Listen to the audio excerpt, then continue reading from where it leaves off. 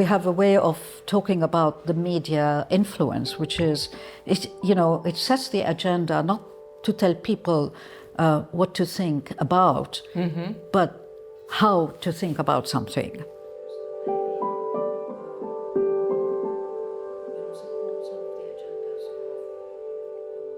Dina Matar, thank you for being here. You're an expert in media and communication in the Arab world, professor at the University of London. You were the chair of the Center for Palestine Studies.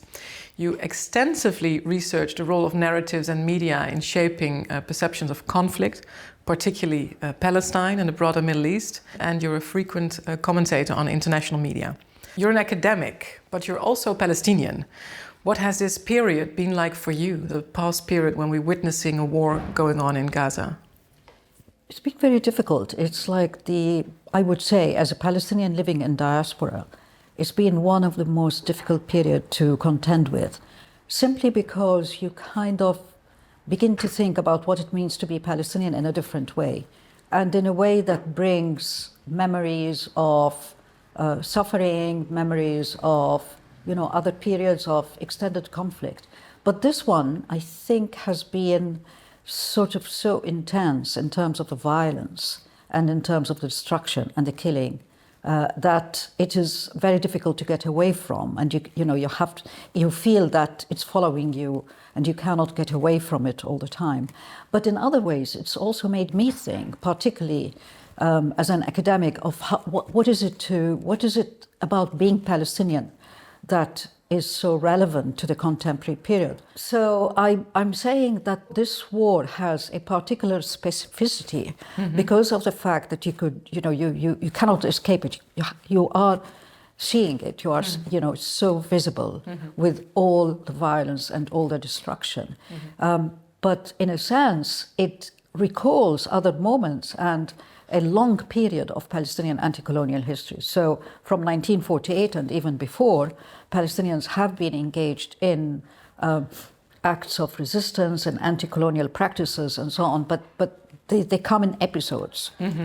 And so this is perhaps, one can say, is one of the most important or visceral moments when you begin to see and experience, as a Palestinian in diaspora, you begin to experience the burden, and the heaviness of colonialism and its continued effect on you and your people. And how do you think Palestinians are portrayed in general as a human being? Well, that is the issue. There is a long history of negative portrayals of the Palestinians or associating Palestinians with terrorism and so on. And that, does have a history of its own, because remember in the 1960s, I think, I'm not sure, it's late 1960s, when members of the Palestine Liberation Organization, some of the radical groups, they blew up aeroplanes in an airfield in Jordan. And that somehow became an image that was associated with, what it means to be, or Palestinians as being doing violent action themselves.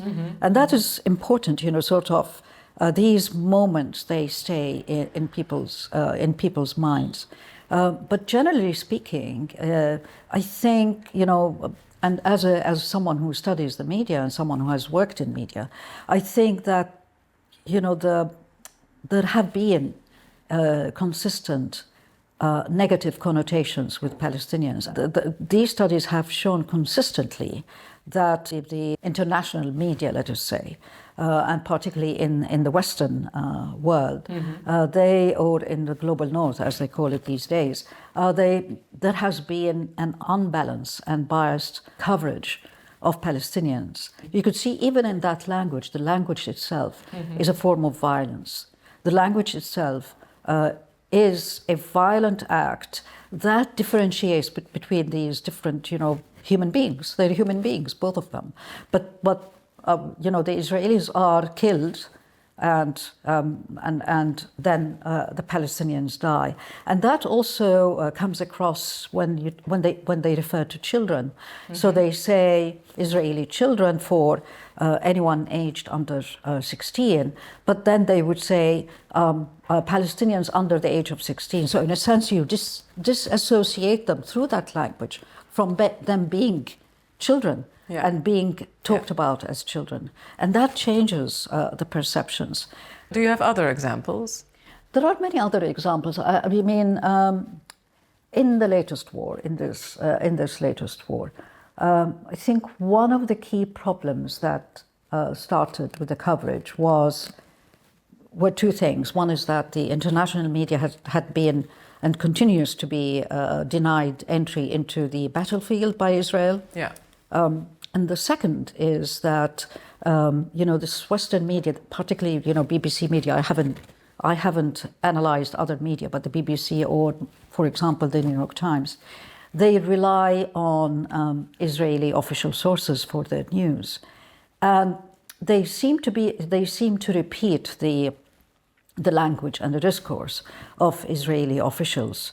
So from the beginning, Israel used terms like these are non-human animals. Mm-hmm. Some Israeli, really high officials. Yeah.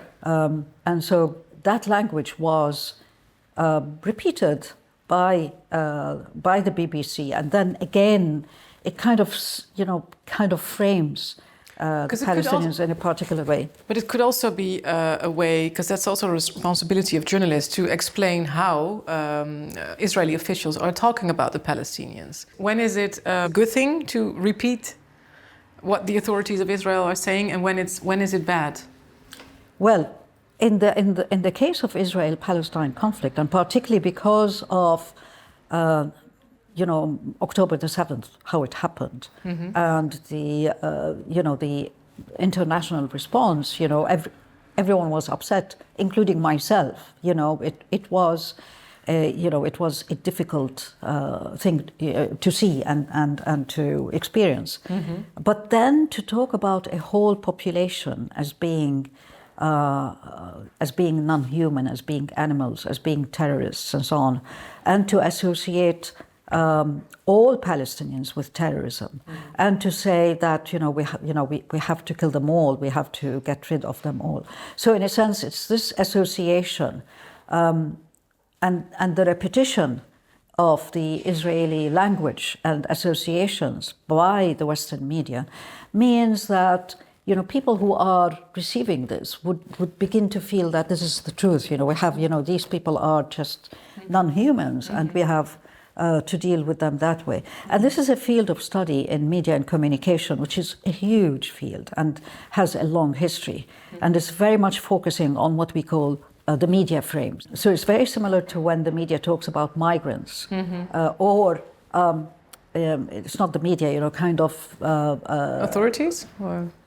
They use the language of, let us say, right-wing politicians, or public language that refers to migrants as being different, as being causing problems. So it matters who speaks, what they say, yeah. and in what context. It's not a conflict in the kind of the sense of two equal parties fighting each other. Mm-hmm. They don't understand that whatever is happening is a result of Israel's foundation in 1948, and the foundation did not happen without the expulsion of several 100,000 Palestinians. 750,000 Palestinians yeah. were made refugees, and over 500 villages were destroyed. So it was at the expense of the dispossession of the Palestinians. It didn't happen without a war. The war happened, and people, Palestinians became dispossessed. They became refugees. Yeah. They had to go and live in other countries, and to this day, they are not able to return. They are not allowed the right to return. Yeah. So the context is the context of what we call in Palestine the Nakba. What historical context is often missed when talked about this war? So Israel is often referred to as a democracy, and there is no mention of the fact that it is also an occupying state. So these contexts are not regularly talked about. So in a sense, it becomes very normal and normalized for people who are receiving these news to think of Israel as a democracy and kind of ignore anything else and say, why? This is the only democracy in the Middle East. So the media does play a role in public perceptions. It doesn't. No, obviously. Yeah, but it doesn't set public opinion. It isn't, it has to be working alongside, government and other forces to be able to set public opinion. Yeah. So we have a way of talking about the media influence, which is, it sets the agenda not to tell people what to think about, but how to think about something.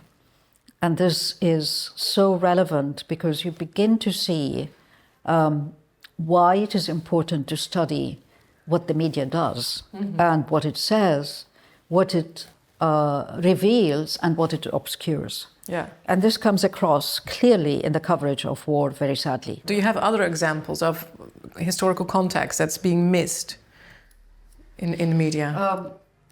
Well, obviously, it's the context of this occupation. It's the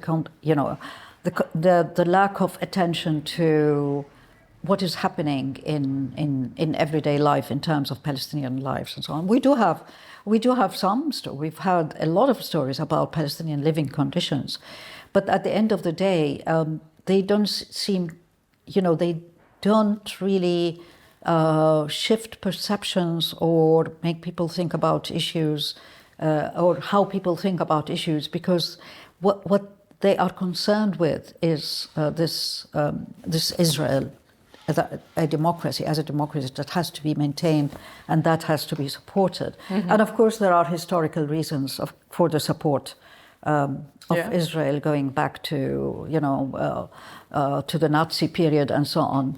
And here in the UK we have the additional problem of anti-Semitism. So we have the problem that I think even journalists and people in the media and academics, become to be very concerned about being accused of being anti-Semitic. And what is the consequence of this? The consequence of this is that there is there's an issue of suppression of viewpoints. I don't suffer from it that much at my university, but there is a silencing.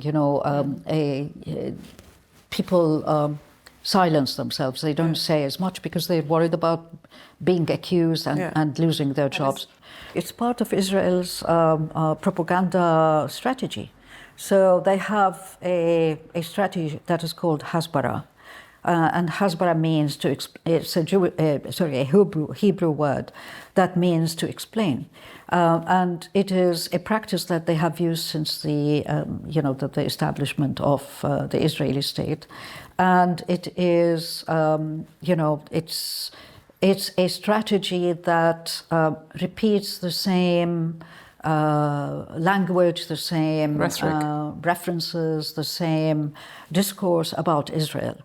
And it comes across in the media, it comes across in books, in education. They also, it gets reproduced in films, and so on. So it's a persistent political communication strategy, which is a communicative strategy that is concerned with maintaining a vision of Israel as they want it to be, and also legitimizing its actions, whatever they are. You're also already explaining about the danger journalists in Gaza are facing. Several reports have stated that they are actually targeted because they're journalists. Yeah, they have. What are your thoughts on this? Well, the thing is that one has to remember the different practices of war. And the different practices of this war have been very, evident from the beginning.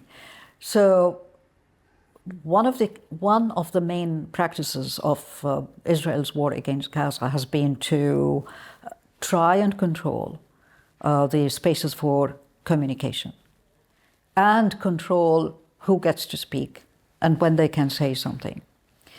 So the targeting against journalists is one practice, is one way of trying to ensure that you are controlling the spaces of communication.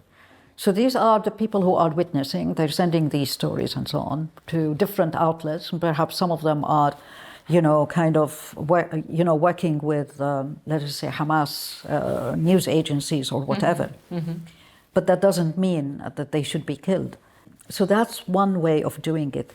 The other way, which has not been talked about as much, is the shutting down of communication. Mm-hmm. Now, that was a practice that happened regularly at the first 10 months of the war. And they would shut the internet, and then everyone would get so terrified because they knew that something big is going to happen following the shutting of the internet. But coming in from a communication perspective, and communication as a human right, one of the key human rights, Article 19 has mentioned that. And the idea that you are actually preventing people from communicating. You're actually preventing people from exercising their right to communicate. Now, these journalists are very brave people. Yeah. They are an example of professional journalists who are willing to put their lives. They know that they might be targeted, but they still continue to write their stories. Media becomes a weapon of war. News becomes a weapon of war. And this is, in a sense, if you are at war, you might want to be using media as a way of trying to get attention, to have support, to secure legitimacy, and so on. The key point is the argument about whether legacy media like the BBC or the Wall Street Journal have been weaponized. It's still a question mark around that. Despite the fact that one can say there's bias, there's imbalance, there's a lack of context, there is, prioritization of Israeli voices, there's a repetition of all these horrible, dehumanizing aspects of war. But the question of whether you could actually make a statement that these media have been weaponized for war, I think would be questionable. I would hesitate. Yeah. What has happened is that there has been a tendency to kind of accept at face value without questioning what Israel puts out as statements and as fact.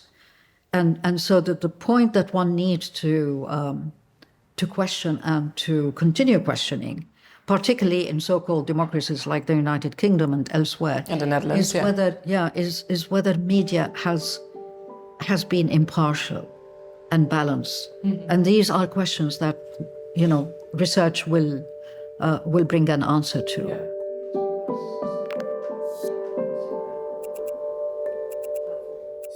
NTR. Speciaal voor iedereen.